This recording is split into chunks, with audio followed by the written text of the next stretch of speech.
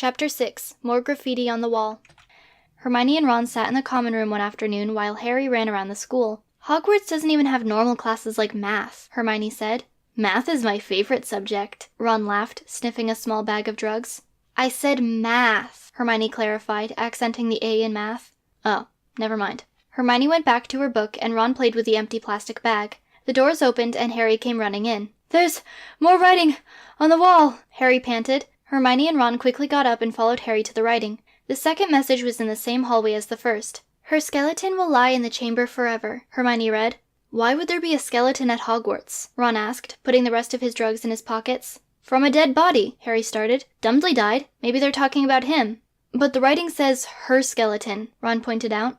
A skeleton's just a pile of bones. Maybe they couldn't tell. They could have said the skeleton, Ron said. And his is more neutral than her. Hermione interrupted them. Both of these messages talk about a chamber. We don't even know if it's located at Hogwarts. Then why would anyone here care about it? Ron asked. Hermione walked down the hall to the other message. The Chamber of Secrets has been opened. Enemies of the air, beware, she mumbled. She started walking back and stumbled upon 2 bathrooms in between the messages.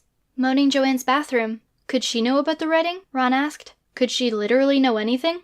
Hermione pushed the door to the girls' bathroom open and found Moaning Joanne reading a book near the sinks. Hey, Joanne, Hermione greeted cautiously. What do you want? She moaned. We have some questions to ask. We won't take much of your time. I'm sure you want to get back to your book. 99 Fun and Scary Bedtime Stories for Magical Creatures, Hermione read. Hey, look, it's by Hagrid, Harry said. Moaning Joanne gazed at the cover of the book she was cradling. Yes, it makes me feel better to know that he still cares for animals, and that he calls them magical creatures. She stroked the cover of the book. Hey, Moaning Joanne, look! I got a wand! Ron exclaimed as he waved the twig around. That's a twig. You have to go to Diagon Alley to get a real wand, Moaning Joanne informed. Ron gasped. It's not just a twig, it's magical! But maybe I should go to this Diagon Alley. Do they have super powerful wands? Oh yes, they have lots of magical things. You should definitely go there, she said. By 7. I love 7.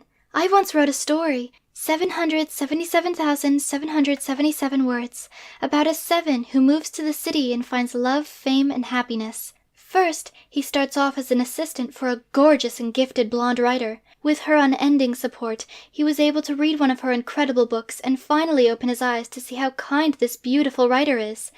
And they lived happily ever after. Imagine crickets. Do you know anything about messages written on the walls? Hermione asked. Oh, I know everyone who passes by this bathroom. Earlier today, I saw them writing the message. She, had red hair, and she looked possessed.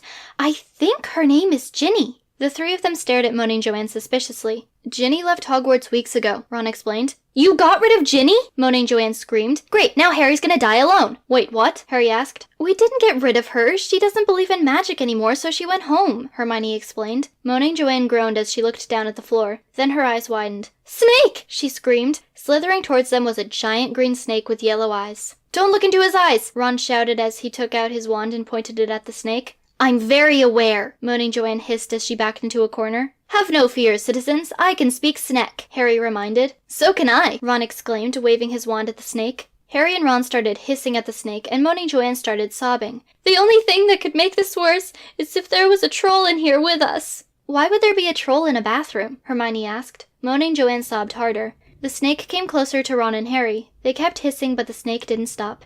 Soon, a student came running into the bathroom. He spoke to the snake in a calm voice and gave him a treat. The snake took the treat and allowed the student to hold him still. We must have missed this one when we were recapturing the escaped snakes a while back.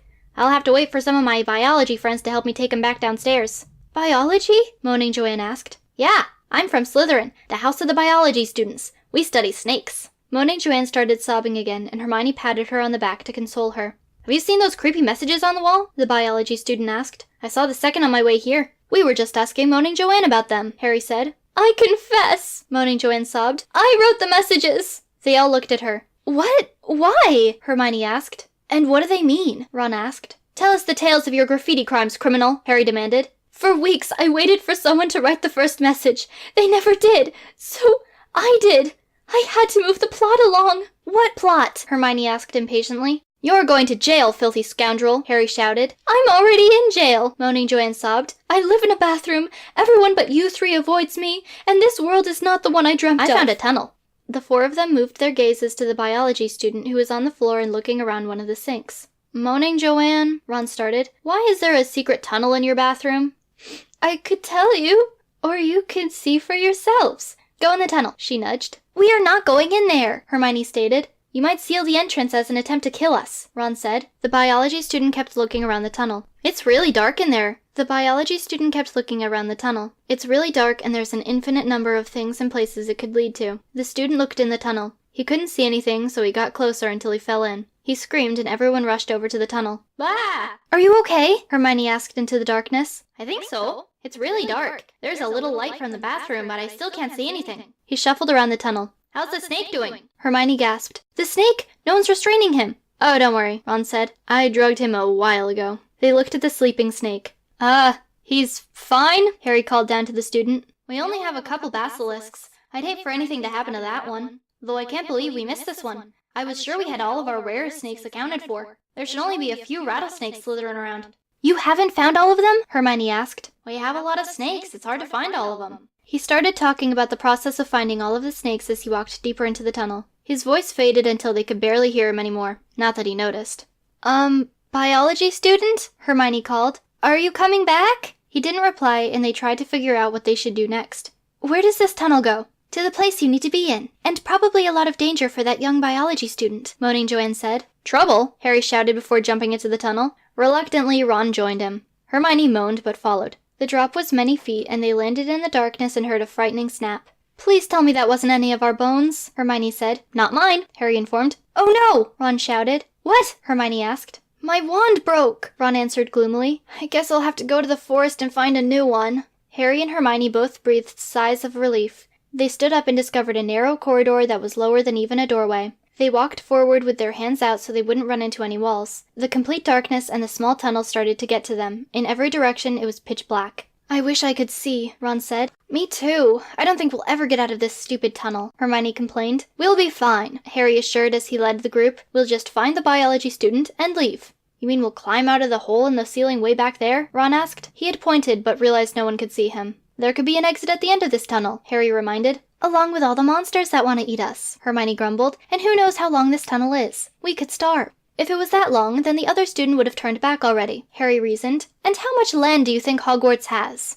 "Well, a monster might have gotten to him, or he tripped and fell, or he's still walking even now, not concerned with how long the tunnel may be," Ron suggested. "He did leave a dangerous snake unattended so that he could open this tunnel and subsequently fall in." "Just think of all the points we'll earn for Gryffindor," Harry said.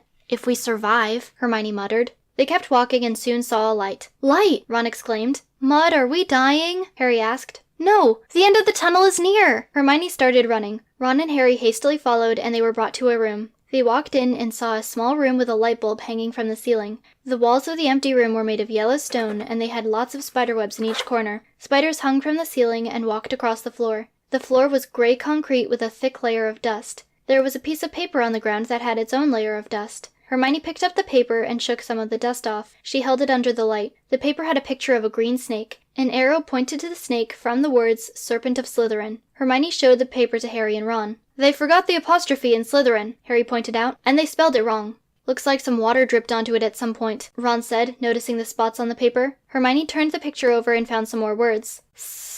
"I live in the Chamber of Secrets," she read. "Do you think this is why Moaning Joanne wanted us to go in the tunnel?"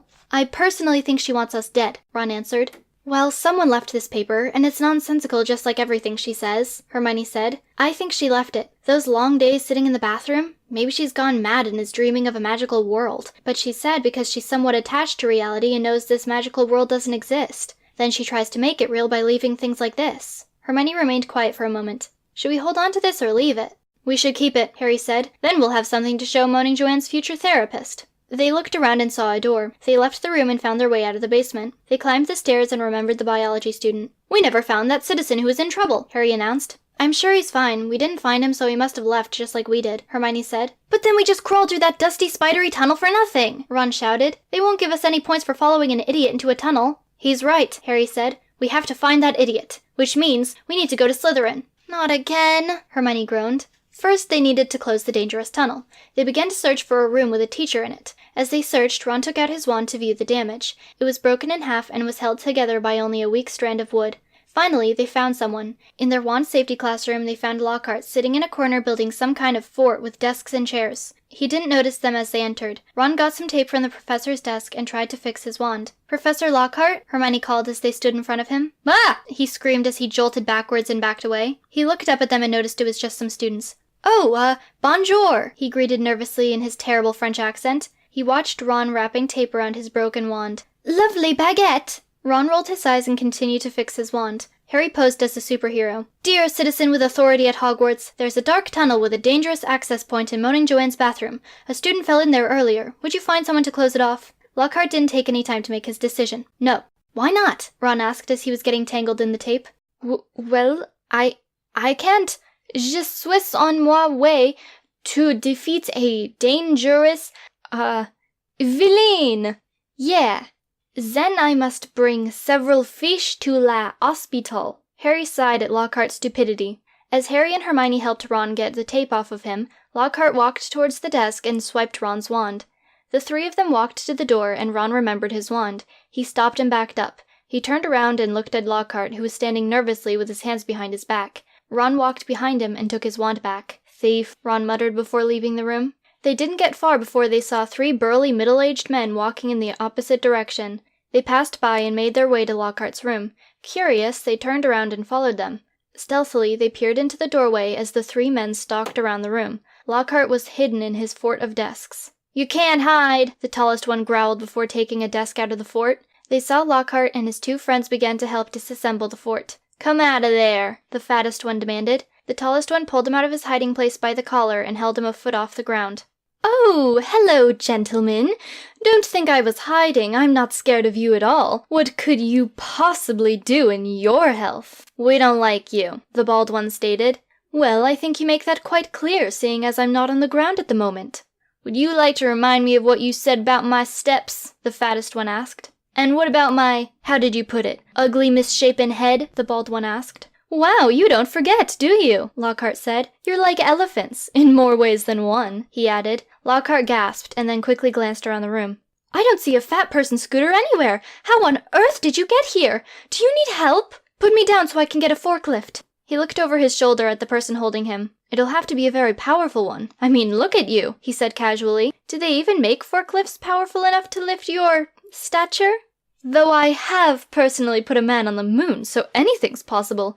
Of course, I wasn't alive back then. I'm only 29. "I oughta whoop you into next Tuesday," the tallest one said. Lockhart chuckled. "Oh, silly simpletons. You cannot whoop someone into the future," he said, putting air quotes around whoop. "Whatever whoop means in your primal version of English. Besides, time travel is impossible as of yet. I would offer to tell you when it is possible, but I don't expect you to live to see next month in your horrid lifestyle. Frankly, I'm surprised to see you standing here before me." "All right, hold him down," the fattest one said. "Oh, please, as I said before, you brutes don't scare me. You look like you can't take 5 steps without using an inhaler. And besides, I took 3 long educational minutes of karate."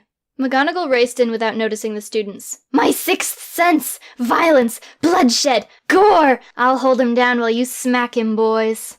"We should really help him," Harry said. Hermione shook his head. "He's dug his own grave." "And," Ron started, "I don't think there's much you can do to save him. He'll just say something stupid when you're not around." As Lockhart was raised off the ground, now by the surprisingly buff McGonagall's hand, Hagrid came to the rescue. He acknowledged the 3 students at the doorway by mouthing, "I got this." He passed by and approached the 3 burly men. "Hey, brothers," he said in a laid-back tone. "We shouldn't beat up this dude, man." "Hagrid," Hermione hissed. "They're not hippies." They couldn't tell if he heard her, but he continued his impression. "You should put him down, my dude." "Yes, place me on the floor if you would," Lockhart said. "I'm sure you've got a buffet to get to, and I've got to keep working on my palace. And then my song, Ode to Lockhart. Da da da da da da da. "Come on, man. Violence isn't the answer," Hagrid coaxed. "Violence is always the answer," McGonagall screamed. "I've always wanted to beat up this bloke. Lockhart, I know you ate my sandwich. You left a signed review." "Nongenum Lockhart! Nongenum Lockhart!" he shrilled. "You'll never work here again, you cripple," the bald man growled. "You're mistaken. I'm not crippled," Lockhart replied, still terrified of McGonagall. "Not yet," she laughed. "Hagrid," Ron called in a whisper. "You're 7 feet tall. Intimidate them." He glanced back at them and nodded. Come on, man, Hagrid began. You wouldn't want me to get my peace shovel from my van, man. I'm all about keeping the peace, man. You know, brother, the end justifies the means in my book. Of course, that's figurative, 'cause I don't believe in paper books. You're killing the trees, man. I only read e-books. What are you talking about? The tallest one asked as he was aiming a first swing at Lockhart. I'm saying we should leave this brother alone, man. That is a horrible idea, and I dislike you now as well, McGonagall yelled. All right, then. I'll just get my peace shovel. He pretended to pick up a shovel and then swung it around. Whack, whack, he said. Whack, whack, whack. The fattest one turned to his friends. You reckon he's one of them violent hippies we heard about? One of his companions looked uncomfortable at this prospect, while the tallest one looked put off. Violent hippies aren't really a little git. Yes, they are, the bald one argued. Hippies are fat and annoying, Lockhart started. There's no way for them to be violent, much like you three. That's it, the fattest one shouted. Harry had to think fast. He backed away and beckoned for Ron and Hermione to follow him into being completely hidden. Hey, hippie man, your axe is back from the cleaners. I've got it right here. The tallest one changed his tune. Violent hippie! The nice ones don't cut down trees! Why would they need axes? Why would I need an axe? Hagrid chuckled. Had me a couple of unruly trees back in the day. They got the axe if you catch my drift, man. And that's how I read my first paper book. Man. The three burly men ran out of the room. Pet, pet, pet. Most annoying, weren't they? Well, excusez-moi. Je tue mon famille avec le couleur violet. Ron stepped back with a clearly alarmed expression. You did what? Ignoring him, Hermione suggested a plan to keep Lockhart from being beaten up. You should leave the country and not speak to anyone ever again. Mon ami, je me pêche pour tuer, je me sens concern, mais I can't leave. England is my city. L'Angleterre est ma ville, he added for emphasis. Ron was burying his face in his hands. Stop talking. You're safe now, citizen. Anyway, we'd better get going. We're on an important quest, and we must find an idiot. A different idiot, Hermione mumbled.